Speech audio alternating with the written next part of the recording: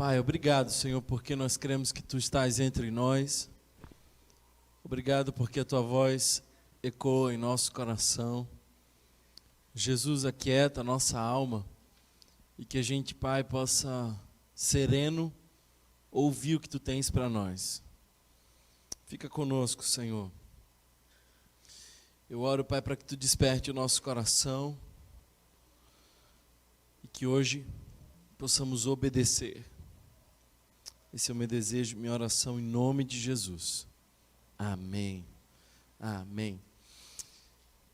Quando eu era menor, eu gostava muito de uma série que passava, e não dessas séries que vocês assistem hoje, afinal, essas séries não têm graça tanto quanto tinha Chaves. Quem consumia, sim, Chaves. Ali é que era série de verdade, não se faz séries como antigamente. E tinha um personagem que eu gostava muito na série do Chaves, que era o seu Jaiminho, querido.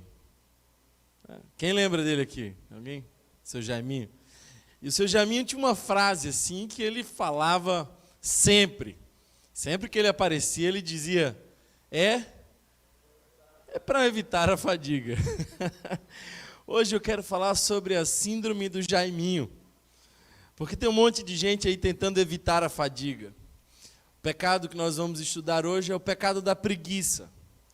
Parece tão inofensivo que nem parece pecado, mas nós vamos perceber que não é bem assim.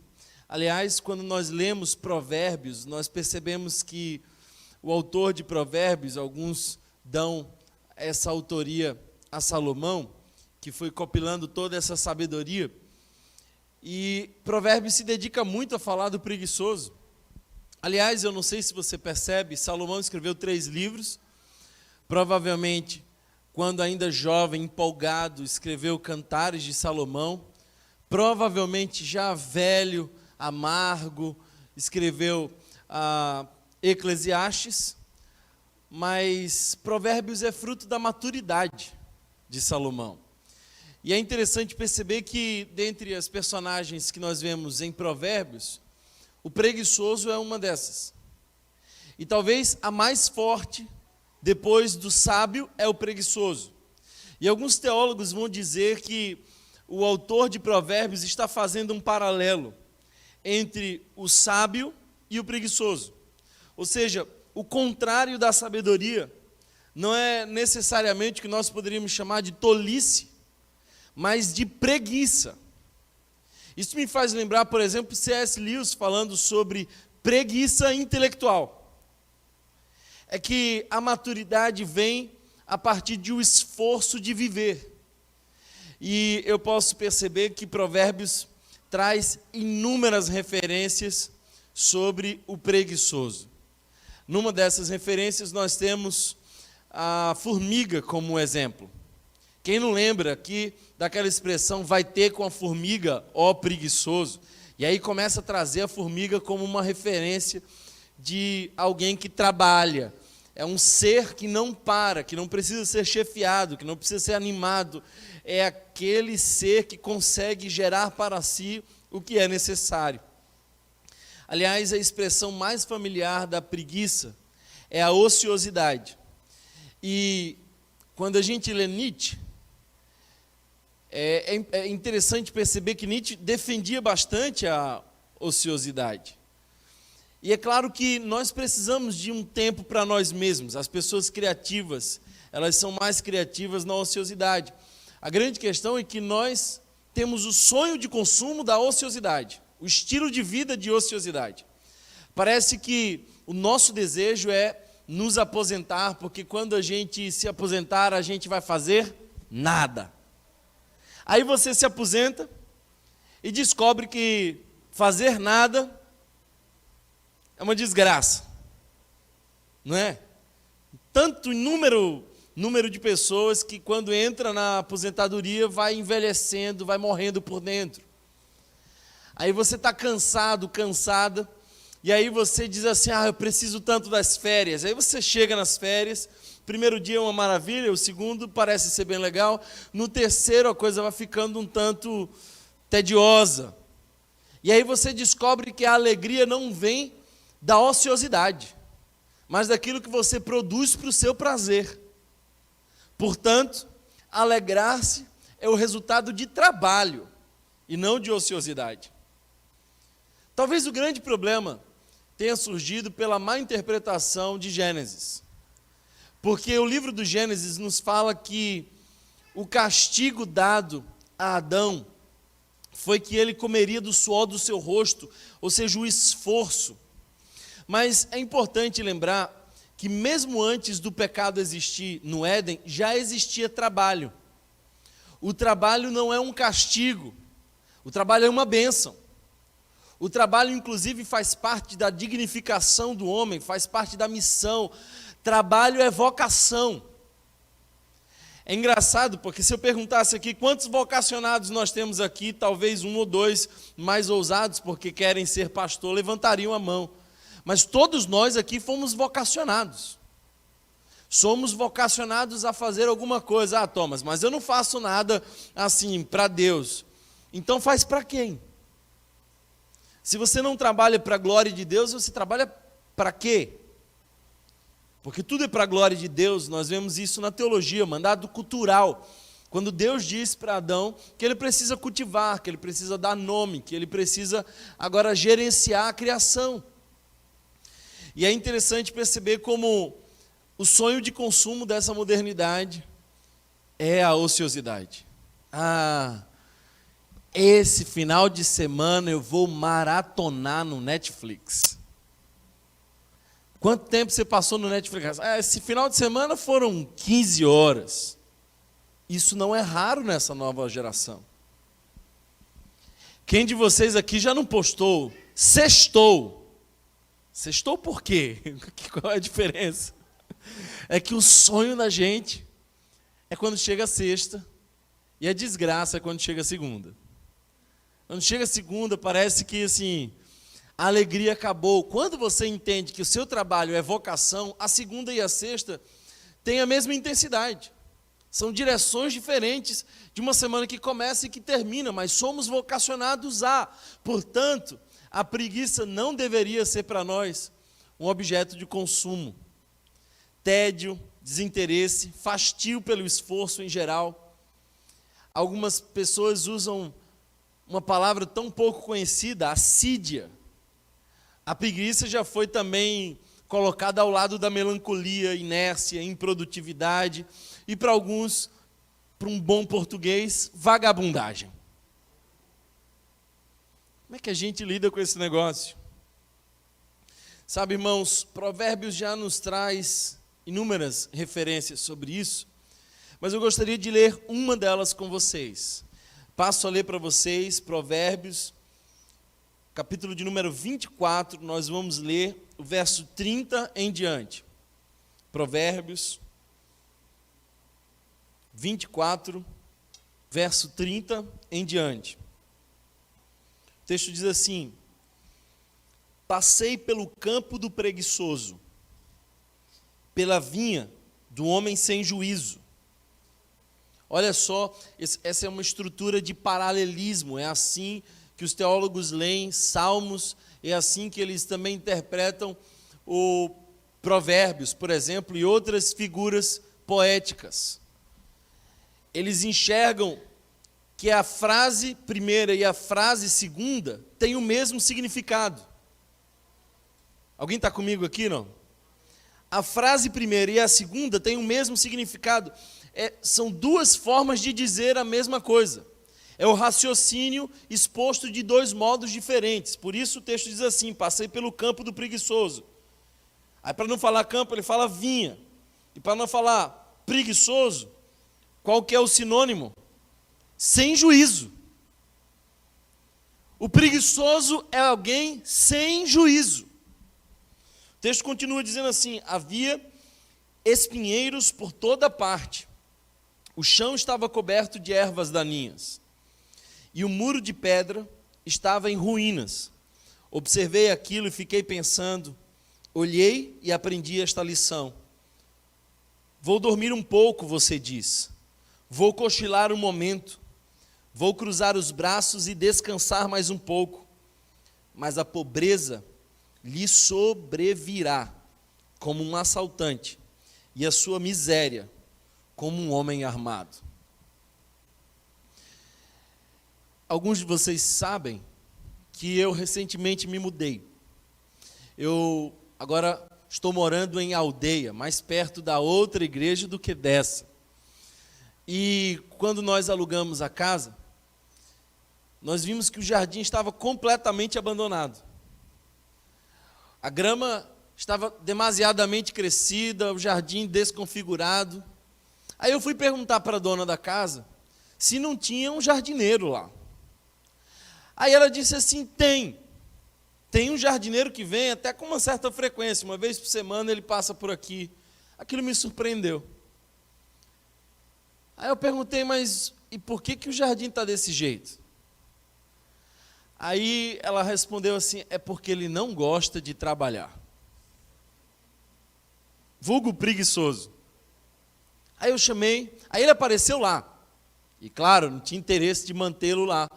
Agora que a casa estava sob a minha responsabilidade. Levei uma outra pessoa. E em um dia, tudo ficou completamente diferente. Quando eu fui ler esse texto, eu percebi que o sábio Salomão começa a dizer: eu passei pela casa, passei pela vinha, passei pelo jardim, as ervas daninhas cobriam tudo, o muro de pedra estava derrubado. E eu pensei comigo, ele diz: vou dormir mais um pouco, vou cochilar. Sabe, queridos irmãos, a preguiça é pecado porque Deus nos chamou para a ação. Você percebe que tudo que Deus criou está em movimento. Ah, Thomas, eu não estou em movimento agora. Se você não estivesse em movimento, você estaria morto. O sinal de que você morreu é que o seu coração não tem mais movimento, o seu sangue não tem mais movimento, nós estamos em constante movimento, a criação está em constante movimento, a terra nunca para, os astros estão em movimento, tudo que Deus criou a sua imagem e semelhança, e Deus é um ser de movimento. A preguiça é a insistência de um homem de desfazer o ritmo de Deus. Parece que Deus quer ensinar uma coisa para nós. E Ele faz isso já no Gênesis. Ele trabalha 6 dias e descansa 1. Tem gente que o sonho de consumo é trabalhar 1 e descansar 6. Aí a gente tem a ilusão do concurso público. Com todo respeito a alguns funcionários públicos que de fato fazem um ótimo trabalho e são competentes. Às vezes eu encontro uma pessoa que diz assim: eu queria concurso. Por que você quer concurso? Porque eu trabalho menos. Eu tenho menos exigência. O que essa pessoa quer dizer? Que ela não se interessa pelo trabalho, que ela não entende que aquela é a sua vocação, mas ela quer poupar-se. É alguém que entra para poupar-se. Isso é preguiça.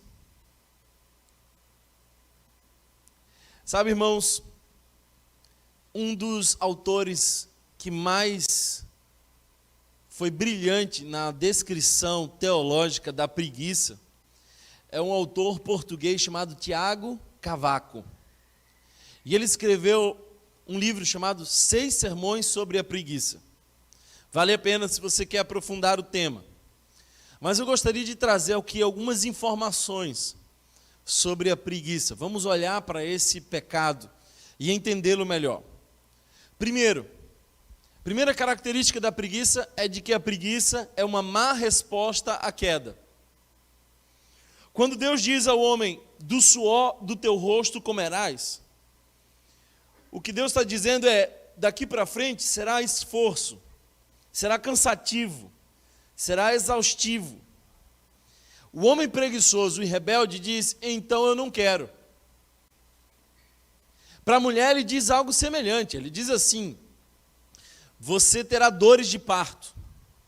E eu tenho visto algumas mulheres hoje tentando fugir da maternidade, não porque a maternidade não seja interessante para elas.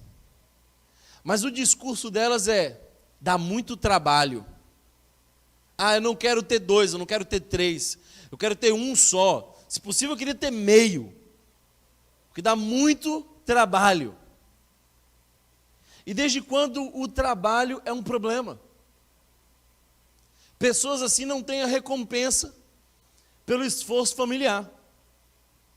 Você não tem ideia de quantas famílias eu tenho recebido, tanto no meu consultório quanto no meu gabinete, que estão aos frangalhos, porque a referência do homem moderno não é mais a referência do homem que sai para trabalhar, mas do homem que se escora no que a sua mulher pode oferecer. São homens que estão escolhendo minuciosamente o que querem fazer, porque eles são refém da sua vontade, e não trazem mais para si a responsabilidade como aqueles que vão prover para a sua casa. Porque antigamente, a mulher trabalhar era opcional. Mas hoje, para muitos, o homem trabalhar é opcional. E sabe qual é a consequência disso? Mulheres cansadas. Mulheres que não conseguem mais administrar a rotina pesada, porque o seu marido é caprichoso ao escolher a atividade. Sabe, irmãos, eu tenho pensado o seguinte: eu penso que o trabalho é uma bênção, o esforço é que nós não vamos ter na eternidade. Deixa eu te dizer uma coisa: se você é preguiçoso, você não deveria desejar o céu. Porque no céu nós vamos trabalhar. Como assim, Thomas? Eu achei que no céu nós iríamos nos vestir de azul e branco, cantar com os anjos todo o tempo, e sermos constantemente servidos por uma mesa enorme, onde os anjos trabalhariam por nós. Não, definitivamente, esse céu é tediante demais. Você não aguenta passar nesse céu um dia, 2 no máximo. No céu, nós vamos fazer tudo que no Gênesis, antes do pecado, se fazia. Adão e Eva trabalhavam antes do pecado. Então nós fomos criados para o trabalho, e o trabalho nos gera alegria. O trabalho, portanto, é parte do projeto de Deus. Lutar contra a preguiça é, em essência, lutar contra o desânimo. É, em essência, lutar pela santidade. Porque nós somos chamados para o esforço, para o trabalho, e não para fugir dele. Agora, às vezes, a gente planta e não colhe. Eu tenho uma dificuldade com isso, queria compartilhar com vocês, porque a Bíblia diz que quem planta, colhe. Eu acredito que esse é um princípio. É um princípio. Mas o princípio nem sempre se aplica em toda parte. Eu quero que você me escute bem, porque o autor de Eclesiastes vai dizer o seguinte: nem sempre o melhor vence, capítulo 9 de Eclesiastes. Nem sempre o mais rápido chega primeiro. Nem sempre o mais trabalhador vai colher os frutos do seu trabalho. Às vezes nós vamos nos esforçar, às vezes nós vamos fazer o possível, às vezes no sertão se lança a semente, se chora sobre ela, e a chuva não vem. A colheita não é certa. Pode ser que o fruto do seu trabalho não venha agora. Porém, o próprio Eclesiastes vai dizer que quem olha os ventos, quem espera o tempo, não semeia. E por não semear, não colhe. Às vezes a gente recebe pedidos de socorro aqui na igreja. Olha, você pode me ajudar? Aí a primeira coisa que a gente faz é pensar se essa pessoa plantou ou não. Porque essa pessoa pode ter plantado e a chuva não veio. Alguém está me entendendo? A pessoa fez o possível, mas não aconteceu. O grande problema é que tem gente que está dizendo, me ajuda a vida inteira. E a igreja não tem responsabilidade de sustentar o estilo de vida de alguém que escolheu não plantar. Passados quase 5 anos, as mesmas pessoas ainda dizem, me ajuda. Tem um problema aí. E o problema não é a chuva, porque o tempo já teria garantido chuva. Há uma diferença abissal entre nós plantarmos e não colhermos por alguma questão específica, ou não plantarmos e desejarmos colher. Portanto, irmãos, a palavra parece ser bem dura para aqueles que não querem plantar, para aqueles que não querem trabalhar. Segunda carta de Paulo aos Tessalonicenses, capítulo 3, verso 10, diz assim, bem simples, princípio, quem não quer trabalhar, não coma. Não quer trabalhar, não coma. Porque às vezes a pessoa vai para trabalhar e o resultado não vem. Então o pão é nosso, a gente divide, a gente chora junto, a gente partilha. Mas o indivíduo às vezes não quer trabalhar. E se não quer trabalhar, não coma. Segunda característica da preguiça que eu gostaria de trazer para você é de que a preguiça é um esforço para o mal. Porque o Cavaco vai dizer que nós associamos muitas vezes a preguiça à neutralidade. Ah, eu não estou fazendo nada. Ah, eu não estou fazendo nada nem para ruim nem para bom. Uma frase de Martin Luther King, eu acho que seja dele, diz assim, eu não temo os gritos dos maus, eu temo o silêncio dos bons. Porque a nossa passividade custa caro. E quando nós lemos esse texto, quando o sábio Salomão vai falar sobre esse preguiçoso que tem um campo, a descrição que segue é, haviam espinheiros por toda parte, o chão estava coberto de ervas daninhas e o muro de pedra estava em ruínas. De quem é a culpa? É de quem não está fazendo nada. A culpa é de quem não está fazendo nada. Porque o preguiçoso, em essência, não é alguém que não faz nada. É alguém que não está fazendo o bem que deveria estar fazendo. Por isso, é alguém mau.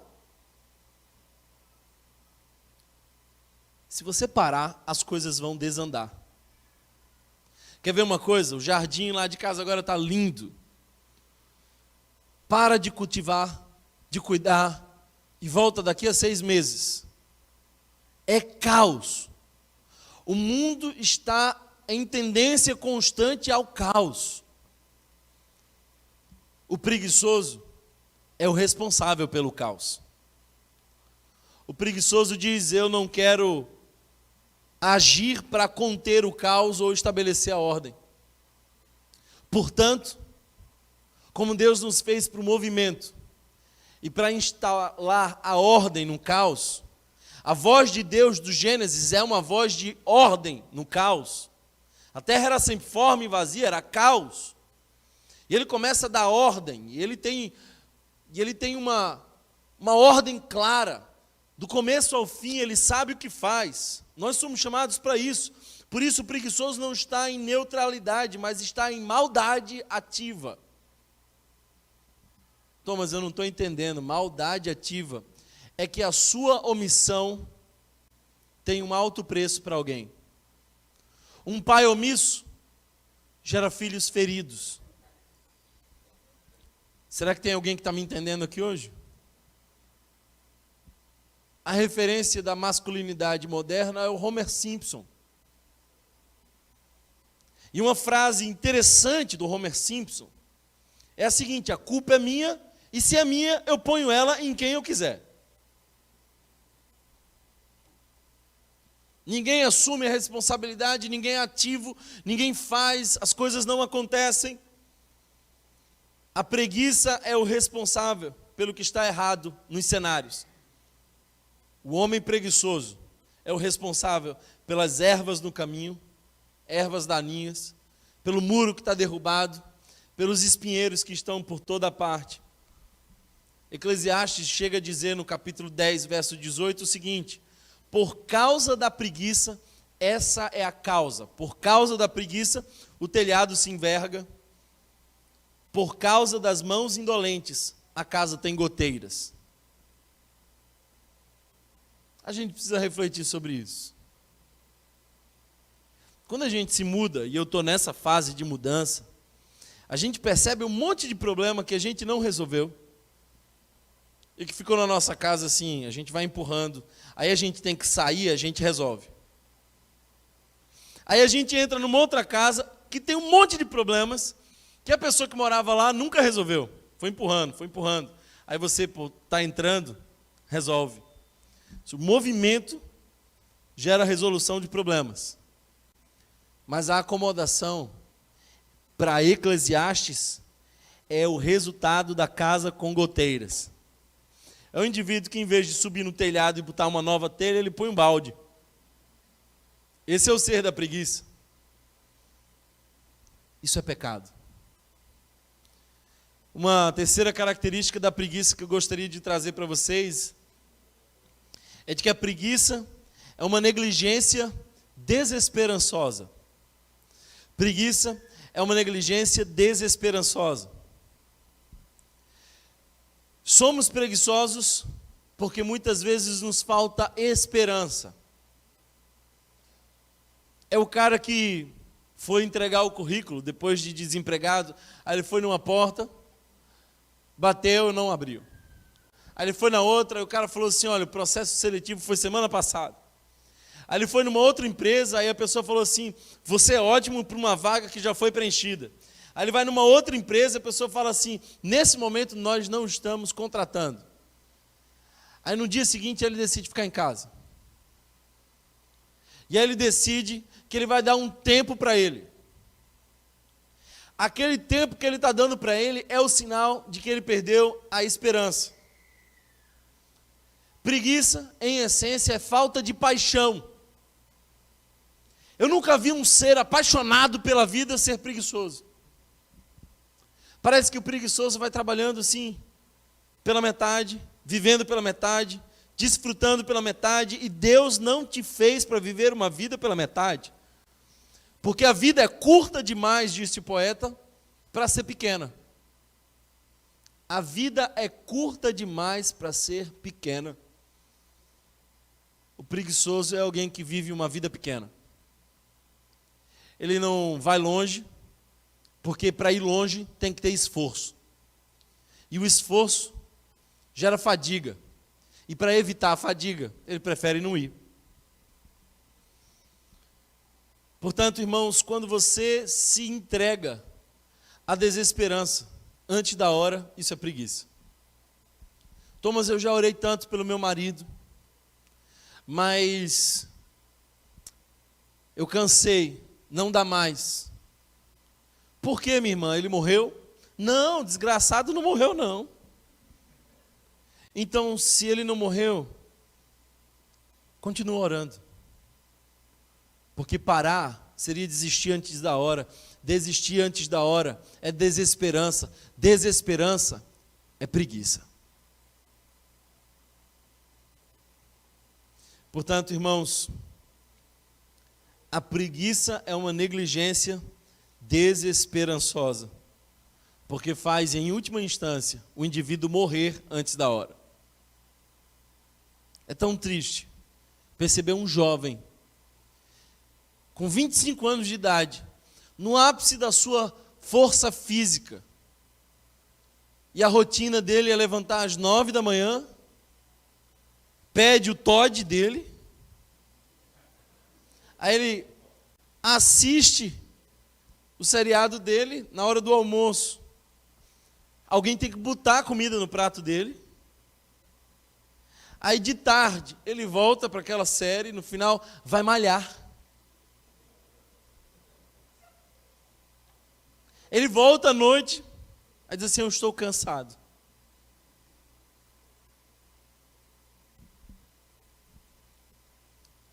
Uma quarta verdade sobre a preguiça, que a preguiça não é falta de desejo. Às vezes o indivíduo deseja. Esse é um equívoco mais comum. A alma do preguiçoso anseia e nada ganha, diz Provérbios capítulo 13, verso 4. A alma do preguiçoso anseia e nada ganha, enquanto a alma do diligente é ricamente suprida. Ué, Thomas, mas o meu coach disse que querer é poder. É que o seu coach não leu Provérbios. É que você pode ficar desejando, mas se você não sai do canto, nada acontece.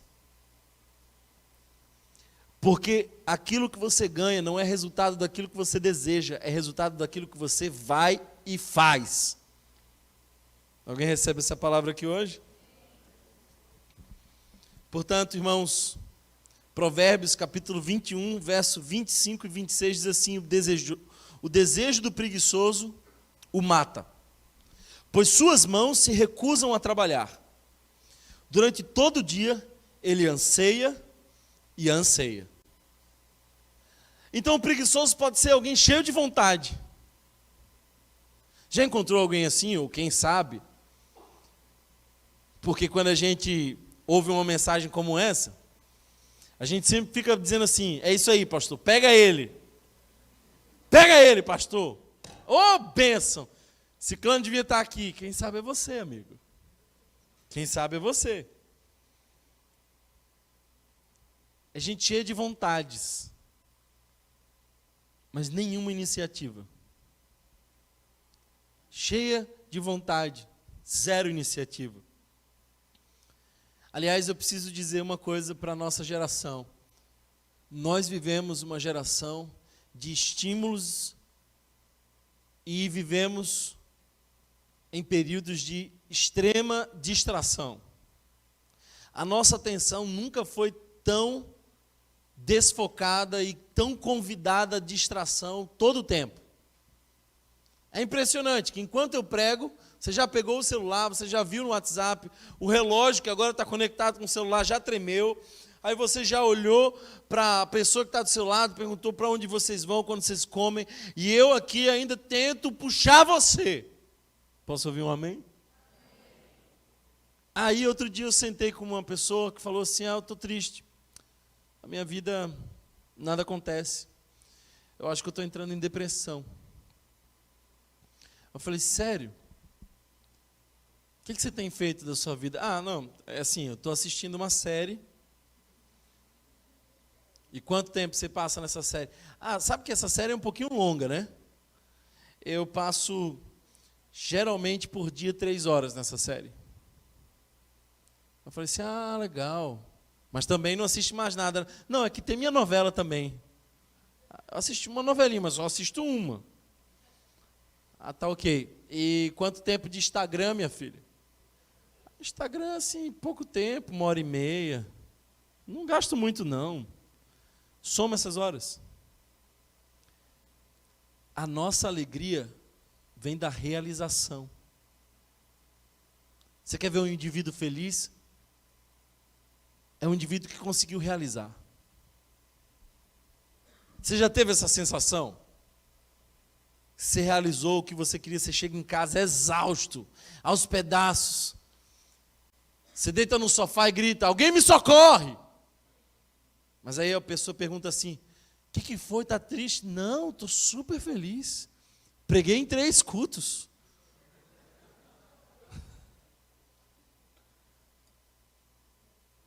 É que a nossa alegria vem do nosso esforço e realização. É para isso que Deus nos fez. Eu vou entrar num tema delicado, mas eu preciso entrar nesse tema. Há uma linha muito tênue, onde começa a preguiça e começa a depressão. E às vezes você pode chamar de preguiça o que é depressão. E pode chamar de depressão o que é só preguiça. Porque às vezes a questão não é tão aparente. Porque a depressão é a ausência de vontade. E a preguiça é a ausência de realização, de impulso, de movimento. Então tem muita gente no meu consultório que às vezes chega dizendo assim, porque eu não consigo fazer. Eu tenho depressão. E aí a gente vai entendendo que não tem depressão. É que se acomodou e tem medo de se frustrar. É que não quer gerar expectativa numa outra pessoa. É que não quer quebrar a cara. Os franceses chamam de gosto de esforço. É que passou a vida inteira recebendo tudo tão fácil. É que na infância foi tão protegido. Você sabe que eu não sou tão convencional assim, né? Outro dia uma pessoa chegou e falou assim, eu sofri bullying. Eu falei assim, qual era o bullying, minha filha? Me chamavam de feio. Traumatizou. Eu não quero aqui transitar em excessos, mas a gente precisa entender que quando nós saímos da inércia, a rotina muda. Quando eu estou doente, eu fico bem preguiçoso. Você não fica, não? Aí, sabe, tem umas coisas boas de ser doente, assim, de estar doente. Você não leva o lixo lá para fora. Sua mulher não reclama com você. Amém, igreja? Não te cobra alguma coisa. Você se deita no sofá e fala assim, eu estou doente, eu estou dodói.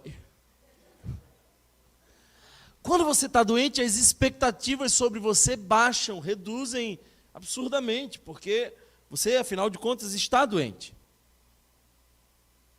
O problema é quando a doença passa.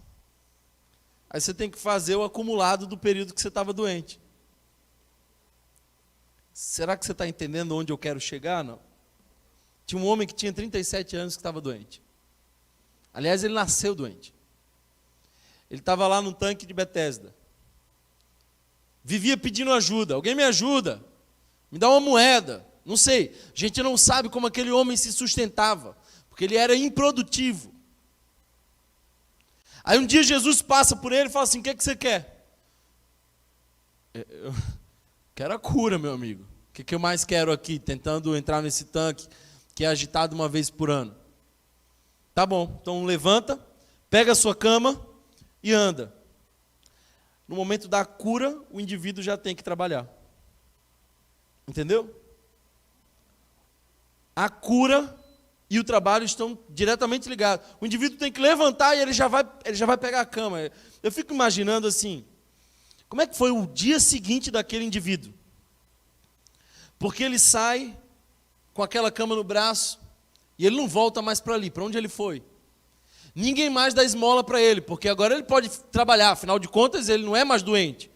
E para onde ele foi? Ele estava acostumado na vitimização, de dizer assim, por favor, alguém me dê o suporte. Eu não posso, eu não consigo. Mas agora ele podia e conseguia, e para onde ele ia? Ele tinha que se reinventar, e para se reinventar dá trabalho. E trabalho gera esforço. E esforço gera fadiga. Para evitar a fadiga, é melhor me rotular e dizer que eu sou doente. Será que você entendeu? Vamos avançar. Não quero com isso dizer que não existe depressão. Existe. Depressão é uma doença que precisa de cuidado, que precisa de um profissional que tenha sensibilidade para perceber, inclusive, os seus mecanismos de autossabotagem ao convencer você mesma de que você não pode nada porque é doente. Sigamos. A última característica que o tempo me permite falar sobre a preguiça é de que preguiça é uma tristeza mundana. Parece, queridos irmãos, que quando Paulo fala em 2 Coríntios, capítulo 7, verso 9 e 10, sobre a tristeza que o mundo gera, e a tristeza que o evangelho gera num coração arrependido, há uma diferença muito grande. Porque ele diz assim: a tristeza, segundo o mundo, gera inoperância. Já ficou tão triste que não queria fazer nada? O indivíduo fica tão triste que ele não quer fazer nada. Mas aí Paulo vai dizer: mas a tristeza, segundo Deus, gera trabalho e operosidade. É um indivíduo que se converte mais uma vez, que muda o coração, que muda a direção, e daí por diante ele diz assim: eu vou mudar. E ele não é mais a figura passiva, que fica dizendo assim: eu não posso, eu não consigo, estou triste, alguém me socorra, alguém me ajude. Ele é a figura ativa, que levanta e diz assim: eu vou fazer tudo o que eu posso fazer para mudar tudo que eu posso mudar. Sabe, irmãos, Tiago Cavaco, esse autor que eu citei algumas vezes durante essa mensagem, diz que o oposto da preguiça é a alegria. Ele vai dizer que o trabalho é o companheiro da alegria e não o adversário. E ele tem uma frase interessante, ele diz: quem corre por gosto não cansa. Essa alegria que nós temos no Espírito Santo por fazer aquilo que nós fazemos. O maior prejuízo, portanto, da preguiça é roubar a nossa satisfação de Deus. Não apenas o baixo índice de produtividade, mas é que a preguiça, ela não se propõe a buscar a Deus como sua fonte. Sabe, irmãos, eu quero terminar dizendo o seguinte: precisamos olhar para nós mesmos e tratar esse problema, porque esse problema não é só nosso. A vítima da preguiça não é só você. A vítima da sua preguiça é todos aqueles que poderiam ser abençoados pela sua operosidade. Quando você não faz, uma lacuna aparece. Às vezes eu fico pensando assim: temos muitos homens e mulheres líderes dessa comunidade que estão demasiadamente cansados. Sabe por que a gente está muito cansado e sobrecarregado? Porque uma boa parte dessa igreja é preguiçosa. E quando você não faz, alguém tem que fazer por você também. Por isso a gente precisa tratar essa preguiça. Deus nos chamou para o trabalho. Aliás, João, preso na ilha de Patmos, falando sobre o céu, diz que nós o serviremos todo o tempo. Servir é uma grande alegria. É o caminho da contramão da preguiça. Sabe, irmãos, eu oro para que hoje possamos ser livres de toda a inoperância, que revisitemos nosso caminho, que tomemos algumas decisões. Quem sabe a decisão que você precisa tomar é parar de procrastinar. Aquele curso que você não terminou, aquela coisa que você não fez, aquele passo ousado que você não deu. Quem sabe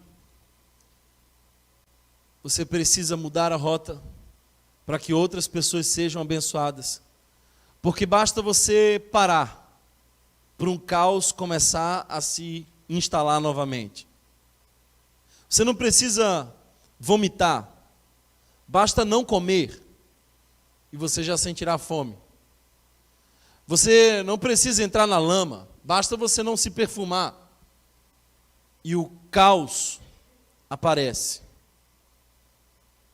Por isso Deus nos chamou para colocar ordem no caos e trabalhar para a glória do Senhor. Eu termino lembrando uma canção antiga que eu aprendi quando era criança.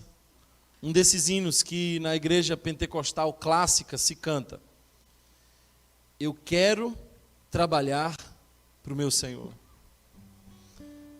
Meu desejo é orar, diz o refrão, e ocupado eu quero estar. Sim, na vinha do Senhor. Não essa vinha cheia de espinhos e ervas daninhas e os muros em ruínas, mas ocupado eu quero estar na obra do Senhor. Em tudo mais é obra do Senhor. Se você é do Senhor, tudo que você faça é obra do Senhor. Quer comais ou bebais, tudo é obra para a glória do Senhor. Fecha os teus olhos, vamos orar ao Senhor, pedir que Ele tenha misericórdia de mim, porque eu sou o primeiro que precisa ouvir essa mensagem, e quem sabe ela também sirva para você. Portanto, peça a Deus por você também. Esse não é um momento para você orar por mais ninguém, esse é um momento para você olhar para dentro de si mesmo, perceber a sua inércia. Jesus, tem misericórdia de nós e nos dá a tua paz. Obrigado, Senhor Deus, porque tu trabalha em nosso favor.